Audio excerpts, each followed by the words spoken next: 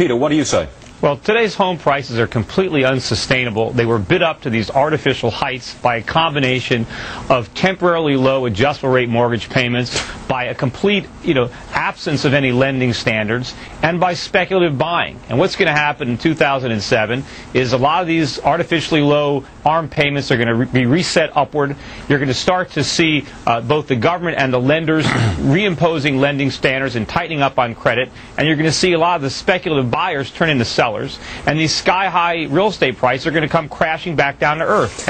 First of all, I have no idea what Peter Schiff is talking about. I agree with Tom. I think they're going to be probably up to about 10%. What artificial lending standard are you talking about? What's word to Peter? Most of the profits that people have in real estate are going to vanish, just like the profits in the dot-coms in 1999-2000. It's a fantasy. People can't sell their house. But subprime is tiny. Subprime is a tiny, tiny blip. It's not tiny, and again, it's not just subprime. It's the entire mortgage market, right? All right. Well, Tracy, you're disagreeing. You're simply wrong. Well, you're simply wrong about that. No, I'm not. You're simply wrong. To Ben's point. I think the worst is over. Ben?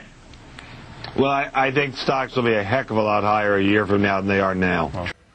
The Federal Reserve credit created during the last 8 months has not stimulated economic growth in technology or the industrial section, but a lot of it ended up in the expanding real estate bubble, churned by the $3.2 trillion of debt maintained by the GSEs, the government-sponsored enterprises.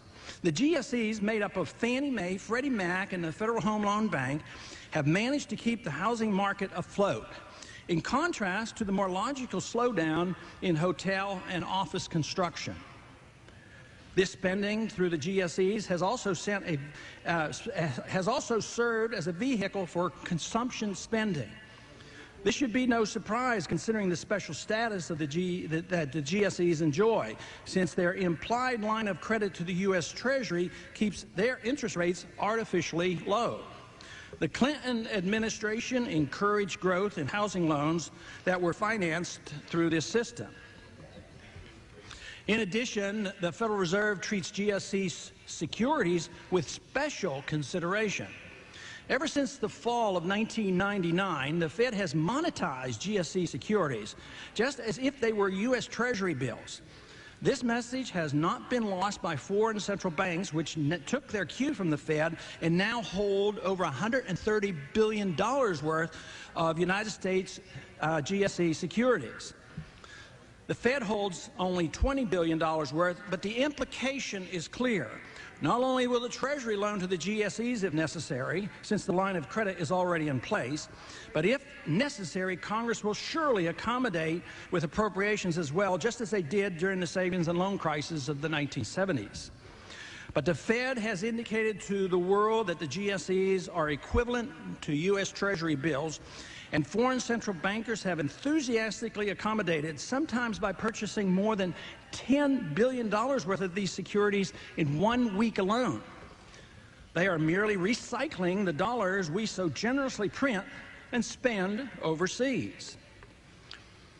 After the NASDAQ collapse last year, the flow of funds into the real estate accelerated.